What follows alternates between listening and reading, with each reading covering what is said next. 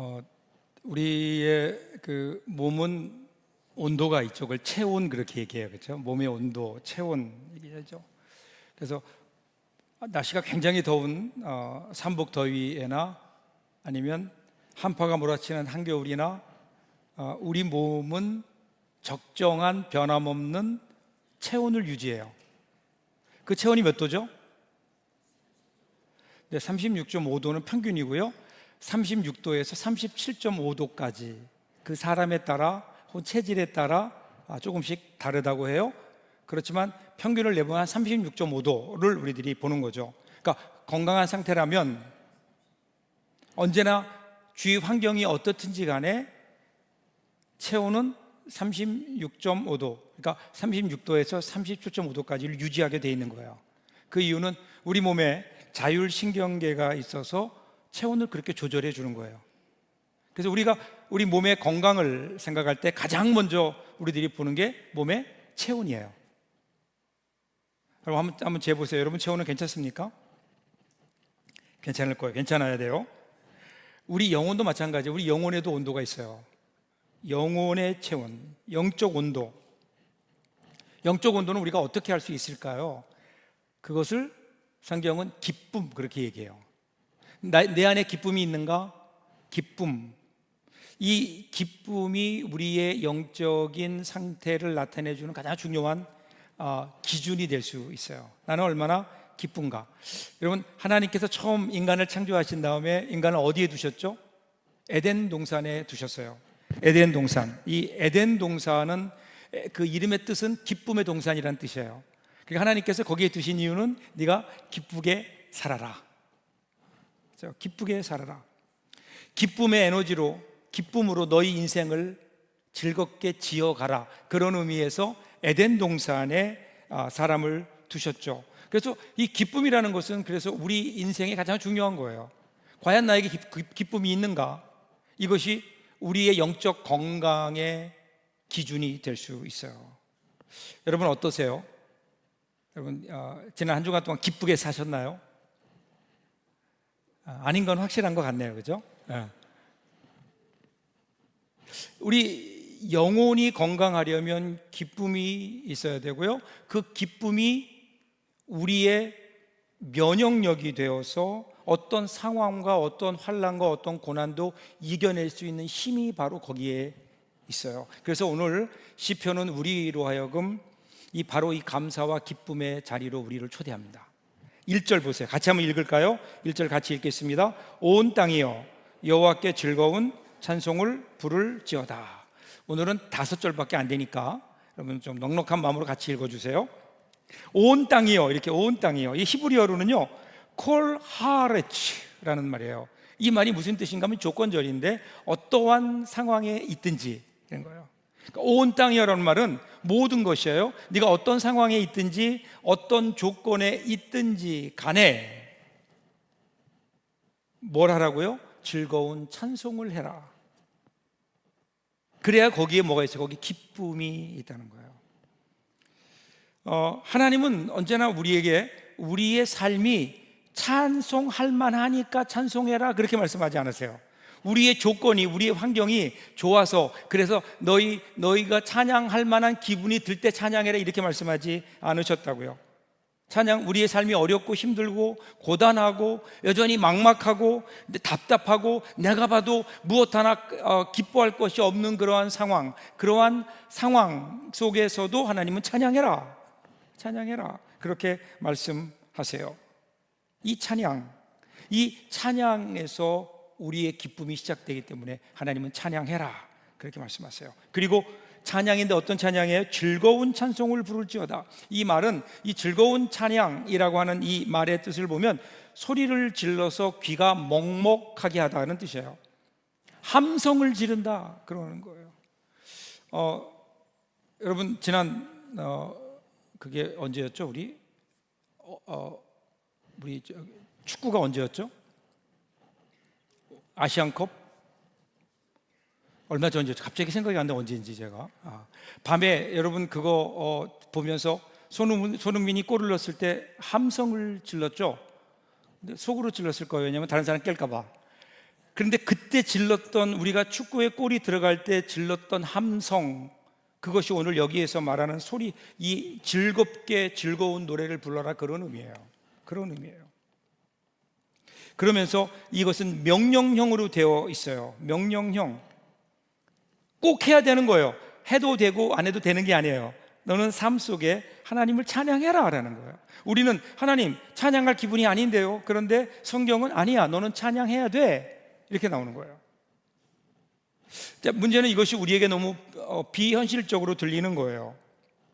우리가 우리 삶 속에서 찬양하고 싶을 때도 있죠. 우리 삶이 뭔가 잘 돌아갈 때, 내 뜻대로 이루어질 때, 그때 우리는 하나님을 찬양합니다, 그럴 수 있어요. 그런데 그렇지 않을 때도 있지 않나요? 인생이 내 뜻대로 되지 않아요. 뭔가 인생에 고난이 있어요. 답답해요. 근데 그런 날 찬양이 우리에게 나오나요? 찬양이 나오지 않잖아요. 찬양하기가 어렵잖아요. 그럼 도대체 이 기쁨을 어떻게 우리가 누릴 수 있겠는가? 그래서 하나님이 또 하나의 우리에게 기쁨의 힌트를 주세요. 그게 2절이에요. 어떻게 이 기쁨의 찬양을 우리가 할 수 있을까? 2절 보세요. 기쁨으로 여호와를 섬기며 노래하면서 그의 앞에 나갈지어다. 여기 나오는 이 섬겨라, 섬긴다, 여호와를 섬기며, 이 말은, 이 섬긴다는 말은 성경에 나오는 대부분의 섬긴다는 말은 사실은 예배와 연관이 있어요. 예배 드리는 거예요. 예배하는 거예요. 그래서 예배를 영어로 worship, 그렇게 얘기해요. worship. 근데 이 worship이라고 하는 이 말이 영어의 worth라고 하는, 가치라고 하는 말에서 나왔어요. 가치라고 하는 말에서. 그래서 요한계시록 4장 11절 보시면 천상 예배의 광경이 나와요. 24장로가 하나님께 예배하는 장면이 나오죠. 이런 말씀이에요. 우리 주 하나님이여, 영광과 존귀와 권능을 받으시는 것이 합당하오니 주께서 만물을 지으신지라 만물이 주의 뜻대로 있었고 또 지으심을 받았나이다 하더라. 여기서 합당하오니 라고 하는 이 말이 뭐냐면요, 가치가 있다라는 말이에요. 그러니까 하나님께서 우리의 예배를 받으실 만한 가치가 있으신 분이다. 그분은 우리의 예배를 받으실 만한 자격이 있는 분이다. 어떤 자격일까요? 만물의 창조자요 통치자이시기 때문에. 그래서 사도 요한이 그 하나님을 보면서 그 하나님, 온 우주를 창조하신 하나님, 통치하시는 하나님 앞에 엎드리는 거예요. 이게 예배예요. 이게 예배예요.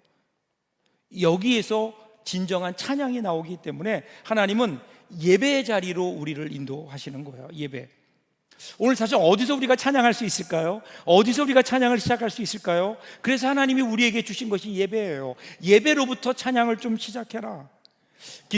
한 기독교 심리학자는 예배자의 행복을 이렇게 비유했어요. 어린아이가 엄마 품에 안겨서 엄마의 젖을 먹고 있는 그 모습. 여러분, 이 세상에 가장 행복한 것이 그 모습 아닐까요? 아기가 엄마의 임재를 확인해요. 엄마의 품에 안겨요. 그리고 거기에서 배가 고플 때 엄마를 통해 젖을 공급받아요. 그 젖을 먹으면서 만족하고 행복해하는 그 모습이 뭐예요? 그게 바로 예배자의 모습이라는 거예요. 오늘 저와 여러분은 어떨까요?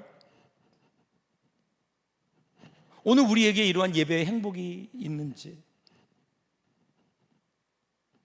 예배라고 하는 것은 이 하나님의 임재를 경험하는 거예요. 그리고 그 하나님을 만나는 거예요. 하나님의 임재 앞에서 우리가 녹아져 내리는 거예요.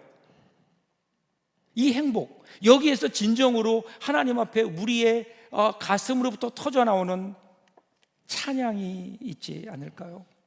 그래서 오늘 시인은 기쁜 노래를 부르면서 하나님 앞으로 나아가라, 그렇게 얘기해요. 이 하나님 앞으로 나아가라 얘기는 그의 얼굴을 향해 나아가라.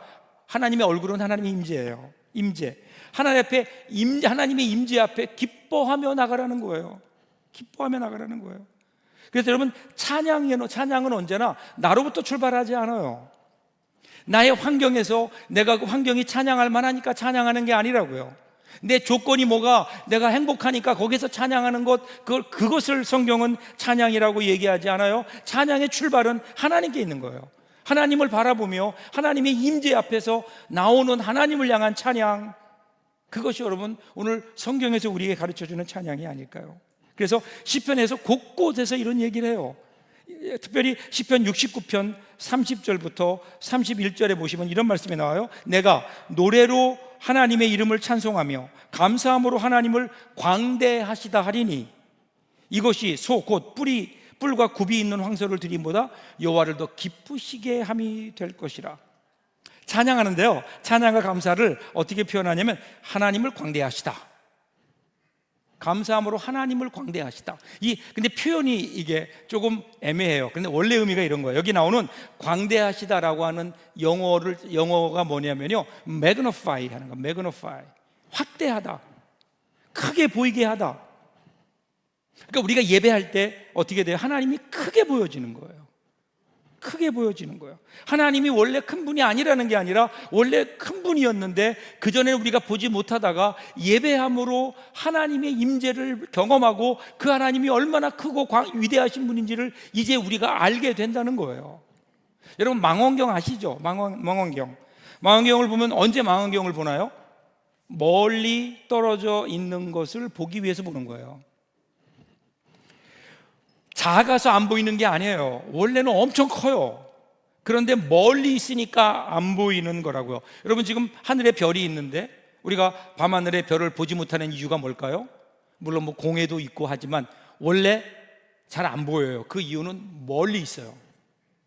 그러면 멀리 있는 별을 볼 수 있는 방법이 뭘까요? 천체 망원경으로 보는 거예요. 그 망원경으로 보면 별이 보여요. 얼마나 그 별이 큰지 별을 볼 수 있어요.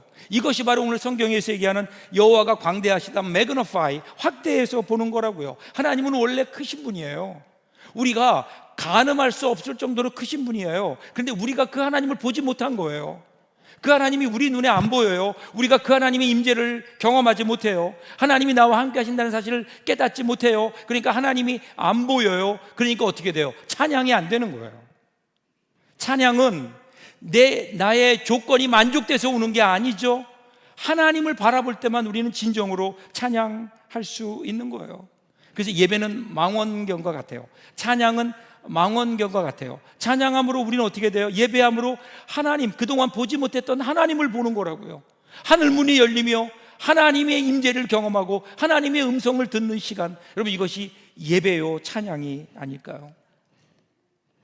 이렇게 하나님의 임재를 경험하게 될 때, 그때는요, 여러분, 우리에게 들리지 않았던 것들이 들리기 시작해요. 그게 뭘까요? 온 우주에 가득 차 있는 찬양 소리예요. 온 우주가 하나님을 찬양해요. 근데 우리가 들을 귀가 없는 거예요. 내 마음에 불평이 있고 근심이 있고, 그래서 온 우주가 하나님을 찬양하는 그 소리를 듣지 못하고 오히려 신음소리로 듣는 거예요. 여러분, 폭풍 후 저 건너편에서 들리는 신비한 화음을 한번 들어보세요. 해와 달이 노래하는 소리를 여러분 들어보신 적 있나요? 바닷가에 나아가 바닷가가 파도 소리로 하나님께 찬양하는 그 소리를 들어본 적 있나요? 바닷가의 그 파도 소리가 하나님을 향한 바다의 찬양 소리로 여러분 귀에 들려온 적이 있느냐 말이에요. 폭풍이 치고 내성과 번개가 우박과 함께 이 땅을 흔들 때에, 그때 그것이 자연이 하나님을 향한, 하나님의 권능을 향한 힘찬 오케스트라의 연주와 같다는 그러한 하나님을 찬양하는 소리로 여러분 들어본 적이 있냐 말이에요. 온 우주는 하나님을 찬양하는 모든 찬양 소리로 가득 찼어요. 그동안 우리가 그걸 듣지 못했어요. 그리고 우리가 그 찬양 소리를 들을 때에 그때 우리도 찬양할 수 있지 않을까요? 하나님은 무엇보다, 그 어떤 다른 찬양보다 여러분들의 찬양을 원하세요. 하나님의 형상대로 창조하신, 그리고 우리를 구원하시기 위해서 예수 그리스도를 십자가에 보내주기까지 사랑하셨던 여러분들의 찬양 소리를 하나님이 듣기를 원하신다고요. 오늘 이 하나님께 이 찬양을 드리는,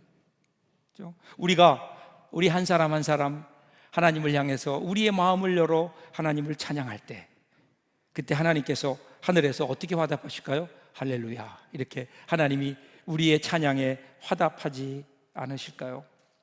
단순히 여러분, 이 찬양이라고 하는 것은요, 우리가 무슨 노래를 잘해서 하는 게 아니에요. 이 찬양이라는 말을 다른 말로 바꾸면 칭찬이에요. 칭찬. 여러분, 칭찬하잖아요. 우리가 사랑하는 사람을 칭찬하잖아요. 마찬가지로 우리가 하나님을 칭찬하니까 이상하긴 하지만 하나님께서 나에게 행하셨던 일들을 얘기하는 거예요. 그럼 이게 찬양이 아닐까요? 그 하나님을 바라보며 곡조가 없어도 돼요. 하나님을 향한 나의 감사의 고백, 찬양. 그러기에 찬양은 내 안에서 시작되는 거 아니에요? 환경에서 우리에게 찬양의 힘을 주는 게 아니에요? 이 찬양은 어디로부터 와요? 우리가 하나님을 향할 때. 그래서 오늘 성경은요, 그 하나님을 이렇게 소개해요. 3절 보세요. 여호와가 우리 하나님인 줄 너희는 알지어다. 그는 우리의 지으시니요 우리는 그의 것이니 그의 백성이요 그의 기르시는 양이로다. 그러니까 우리의 기쁨의 근거는 맹목적이지 않아요. 그냥 기쁨이라는 것은 단순히 감정의 흥분이 아닌 거예요. 하나님이 누구인가를 아는 거예요. 여기에서 우리의 찬양이 비로소 시작돼요. 그래서 하나님이 어떤 분이에요? 하나님이 우리를 지으신 분, 이렇게 얘기해요. 하나님 우리를 지으셨대요. 이 지으셨다, 이 말이요, 이 말의 히브리어가 아주 재밌어요. 그게 뭐냐면 아싸 하는 거예요. 이건 안 잊어버리시겠죠? 아싸, 이 히브리 단어, 이게 굉장히 큰 의미가 있어요. 이 말은 만들다, 낳다, 지정하다. 그러니까 하나님이 우리를 만드셨다, 이 말의 뜻은 뭐냐면요, 하나님을 창조하셨다, 이것만이 아니라 하나님이 우리를 부르시고 우리를 구원하시고 하나님의 자녀로 삼아주셨다, 이 의미까지 있는 거예요. 그러니까 이에 대해 우리는 이러한 하나님 앞에서 우리는 무엇을 할 수 있나요? 내가 누구인가를 아는 거예요. 하나님이 그런 분이시라고요. 하나님이 우리를 만드신 분이세요. 하나님이 우리를 창조하신 분이세요. 우리를 구원하신 분이세요. 그러니까 그 앞에서는 우리의 모습은 어떨까요? 우리의 모습은 우리는 그의 것이에요. 그러니까 그의 백성이에요. 그러니까 그의 기르시는 양이에요. 이 한 구절에 하나님을 향한 고백이 있고요, 거기에 내가 누구인가, 나의 정체성이 그대로 나와 있어요. 우리가 내가 누군가 하는 것은 대단히 중요해요. 내가 누구인가를 알아야 그래야 제대로 살 수 있거든요. 사람들은요, 정체성을 찾아요. 나는 누구인가? 여러분 누구라고 생각하세요? 그리고 여러분이 누구라고 하는 그 정체성을 어디에서 찾나요? 사람들은요, 자신이 자랑스러워하는 것들을, 자기가 이루어 놓은 성공들, 업적들, 자기의 배경, 이런 것들을 짜깁기 해가지고요, 그리고 그게 자기라고 얘기를 해요. 자기의 인맥, 학력, 자기 배경, 자기의 스펙, 이런 걸 가지고 내가 누구인가 하는 것들을 짜깁기 위해서 이게 나다, 그렇게 얘기해요. 그런데 과연 그게 나일까요? 진짜 우리의 정체성은 어디 있을까요? 내가 누구인가를 알아야 거기에 맞게 살 수 있잖아요. 내가 누구인가를 알기 위해서는 나를 지으신, 나를 이 땅에 보내신, 나를 구원하신 그 하나님을 만날 때 비로소 내가 누구인가를 알아요. 그분과의 관계 속에서 내가 누구인가를 아는 거라고요. 그래서 시편 기자가 이것을 경험한 후에 이렇게 고백해요. 시편 8편 4절 5절 보시면 같이 한번 읽겠습니다. 사람이 무엇이기에 주께서 그를 생각하시며 인자가 무엇이기에 주께서 그를 돌보시나이까.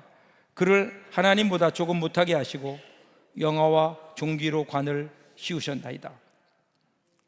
인간의 모습, 그 하나님 앞에 자신의 모습을 그렇게 고백하는 거예요. 하나님이 영광과 존귀의 왕관을 씌우시고 특별한 사랑을 가지고 기대하신다. 왜냐하면 하나님께서 하나님이 지으신 만물을 다스리고 지켜야 될 청지기로 우리를 만들어 주셨기 때문에, 그래서 우리는 창조자요 섭리자이신 그 하나님을 아버지라고 부를 수 있는 그러한 특권을 부여받은 존재, 하나님보다 조금 못하게 얘기했지만 사실은 원문을 보면 천사예요. 천사보다는 조금 못하게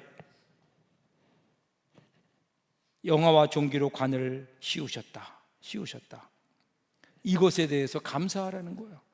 내가 누구인가를 알 때 우리는 감사할 수 있지 않을까요? 그리고 그 일을 할 수 있지 않을까요? 우리가 사람으로 지음받아 사람으로 살고 있다는 이 사실이 얼마나 기가 막힌 것인지 하나님 앞에 감사하며 살아야 된다. 그 4절 보세요. 감사함으로 그의 문에 들어가며 찬송함으로 그의 궁정에 들어가서 그에게 감사하며 그의 이름을 송축할지어다. 자, 이제 찬양, 기쁨에서 찬양으로, 찬양에서 예배로, 예배에서 감사로 넘어오네요. 감사함으로 그 문에 들어가래요. 감사가 뭘까요? 감사는 어떻게 할 수 있을까요? 하나님이 허락하신 것들에 대한 인정이에요. 나의 모든 삶을 하나님이 허락하셨다는 거예요. 그게 좋든 나쁘든, 내가 원하는 대로 되었든 아니면 내가 원하는 대로 되지 않았든 상관없이 지금 내가 살아가는 삶이 하나님의 주권 아래 있다, 하나님의 허락 안에 있다.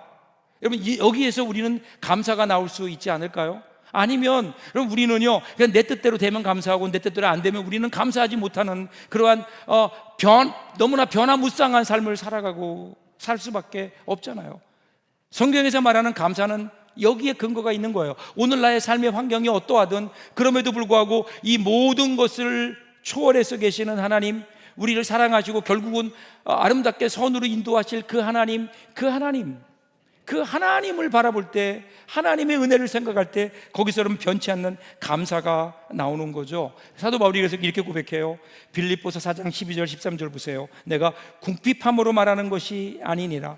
어떠한 형편에든지 나는 자족하기를 배웠노니 나는 비천에 처할 줄도 알고 풍부에 처할 줄도 알아. 모든 일 곧 배부름과 배고픔과 풍부와 궁핍에도 처할 줄 아는 일체의 비결을 배웠노라. 이게 신앙인 거예요.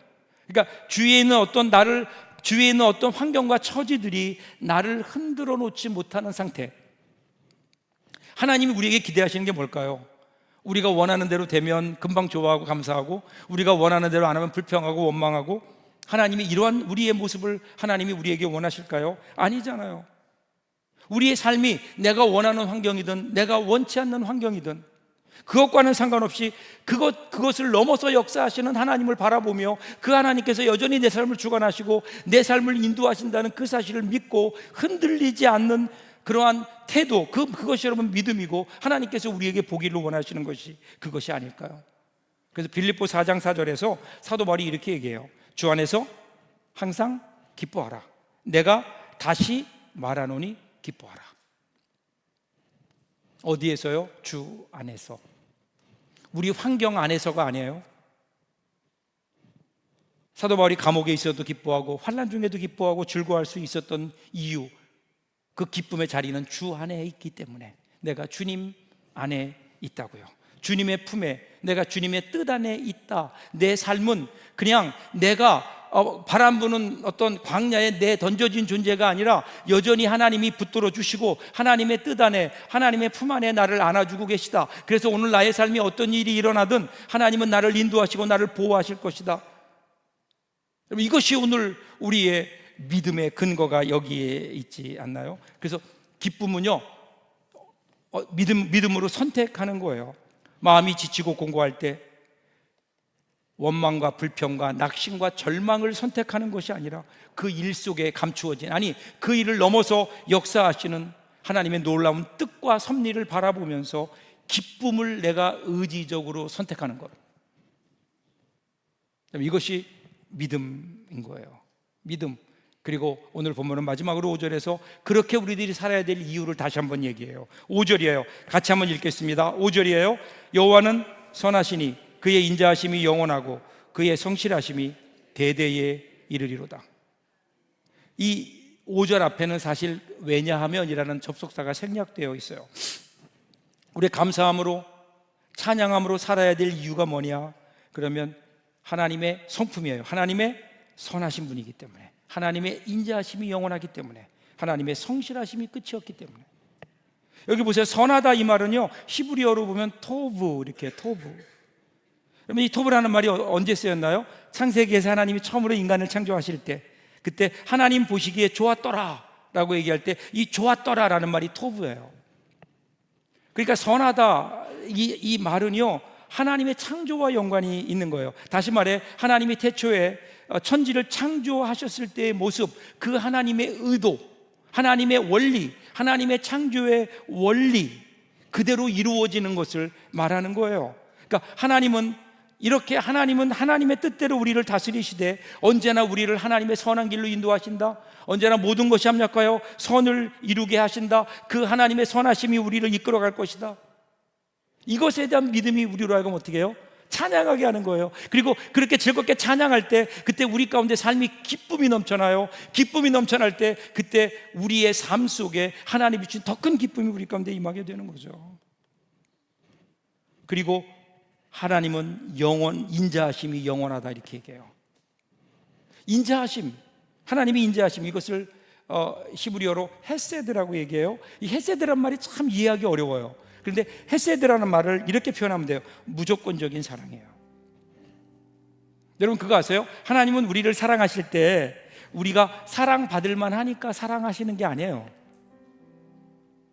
바꿔 얘기하면 우리가 사랑받을 만하지 못하면 하나님이 우리를 사랑하지 않으시는 게 아니에요. 하나님은 우리가 어떻게 하느냐에 따라 우리를 사랑하시고 우리를 사랑하지 않으시고 그렇게 우리에게 달려있는 게 아니에요. 하나님의 사랑은 하나님께 있어요. 하나님의 가슴에 있는 주체할 수 없는 우리를 향한 하나님의 그 사랑이 그냥 일방적으로 우리에게 쏟아 부어지는 거라고요. 이것이 여러분 하나님의 사랑, 하나님의 헤세드예요. 오늘 내가 어떤 삶을 살든, 오늘 나의 삶이 어떠하든 그것과는 상관없이 여전히 우리를 향한 사랑을 거두실 수 없는 하나님의 일방적인 사랑. 사도 바울이 이렇게 고백해요. 우리가 아직 죄인 되었을 때 그리스도께서 우리를 위하여 죽으심으로 하나님께서 우리를 향한 하나님의 사랑을 확증하셨느니라. 이 하나님의 인자하심, 여전히 오늘도 우리와 함께 하시는 하나님, 여전히 우리를 사랑하시는 하나님, 그리고 그 하나님이 성실하세요. 성실하다는 것은 변함이 없다는 거예요. 언제까지요?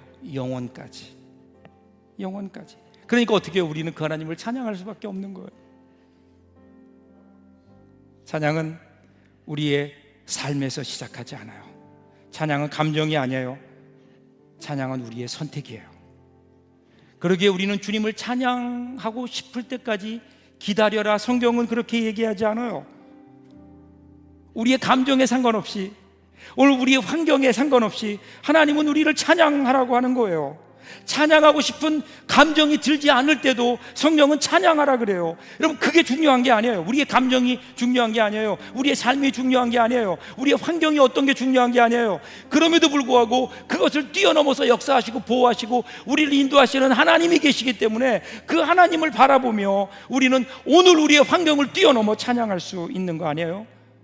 그러니까 여러분, 오늘 우리의 환경 가운데 제발 침몰되지 마세요. 오늘 우리 환경이 어렵다고 그 환경 가운데 여러분 빠지지 마시라고요. 그때 눈을 들어서 하나님을 바라보세요. 환경 넘어 역사하시는 하나님, 그 하나님을 바라볼 때 그때 여러분 우리에게는, 우리의 가슴에서는 찬양이 울려 나올 수 있는 거예요. 여러분, 여러분 가운데 한 번도 안 본 분도 계실지 모르지만 옛날에 그 수도가 없던 시절, 상수도 시절이 좋지 않았던 시절에는요, 펌프라는 걸 사용했어요. 펌프. 다 아시죠? 아시면 고개를 한번 끄덕끄덕 해보세요. 그렇죠? 예. 펌프 어떻게 하죠? 압축을 이용해서 물을 뿜어 올리는 거예요. 근데 이 펌프가 한 가지 단점이 뭐냐면요, 펌프질을 안 하고 가만두면 어떻게 돼요? 물이 빠져요. 압력이 사라지면서 물이 빠져요. 그리고 물이 없어요. 말라버려요. 그러면 아무리 펌프질을 해도 물이 올라오지 않아요. 그때 어떻게 하죠? 물을 한 바가지를 거기에 부어요. 그리고 펌프질을 해요. 그러면 그 물이 지하수를 끌어올려요. 이 물을 뭐라 그러는 줄 아세요? 마중물이라고 해요. 마중물은 버려지는 게 아니에요. 그것이 부어지고, 그리고 그것이 펌프질이 될 때 거기에서 새로운 물이 나오는 거예요. 사랑하는 여러분, 오늘 하나님이 우리에게 요구하시는 것은 그것 아닐까요? 하나님은 우리를 위해서 너무나 큰 기쁨과 하나님이 우리에게 주시는 놀라운 은혜를 준비하고 계시다고요. 근데 우리가 자꾸만 다른 걸 쳐다봐요. 세상만 바라봐요. 우리의 환경만 바라봐요. 사람만 바라봐요. 그러면서 우리는 그 기쁨의 근원 되시는 하나님을 바라보지 못한다고요. 하나님은 지금 그걸 원하세요. 하나님 좀 봐라. 나 좀 봐라. 나를 바라보고 작지만, 정말 찬양하기 싫지만, 찬양이 내 입에서 나올 만한 환경이 아니지만, 그러나 우리 입술에서 조용하게, 작게 찬양이 우리 가운데 흘러나오기 시작할 때, 그게 여러분, 그 찬양이 마중물이 되어서 하나님이 준비하신 하늘의 놀라운 찬양과 기쁨이 우리 가운데 쏟아진다고요. 그 찬양이 더 큰 찬양을, 그리고 그 찬양이 하늘의 기쁨을 우리 삶 속에 경험하게 되는 통로가 되게 되는 거라고요. 그래서 하나님 우리에게 그걸 원하시는 거예요. 지금 마중물, 우리가 할 수 있는 것, 어렵고 힘들지만 이 광야 같은 세상 속에 우리에게 생수가 필요한데, 생수가 없어서 가란 우리의 심정 가지고 하나님 앞에 작지만 우리의 가슴에서 우러나오는 찬양, 하나님에 대한 감사, 하나님의 인자하심, 하나님의 선하심, 하나님의 영원하신 하나님의 은혜 앞에 우리가 그 앞에 무릎 꿇고 작은 목소리로 찬양하기 시작할 때, 그때 여러분 하나님께서 그 찬양을 들으시고 더 큰 찬양으로 우리 가운데 함께 하시고, 그 찬양을 통해서 우리 마음속에 기쁨을 회복시키고, 그러면 우리는 어떨까요? 우리의 삶은 건강할 겁니다. 우리의 영혼은 건강해질 겁니다. 그러면 이 세상에 그 어떤 다른 고난이 오고 이 세상에 어떤 역경이 찾아온다 하더라도 그것을 이길 수 있는 건강한 그리스도인으로 올 한 해 동안 성장할 수 있지 않을까요? 오늘 저와 여러분에게 이 은혜가 있길 바랍니다. 오늘 저와 여러분의 입에서 오늘 이 찬양이 울려 퍼짐으로 앞으로 남은 우리의 삶은 하늘의 기쁨으로 가득 찬 복된 삶을 살아가는 저와 여러분들 될 수 있기를 주님의 이름으로 축복합니다. 기도하겠습니다.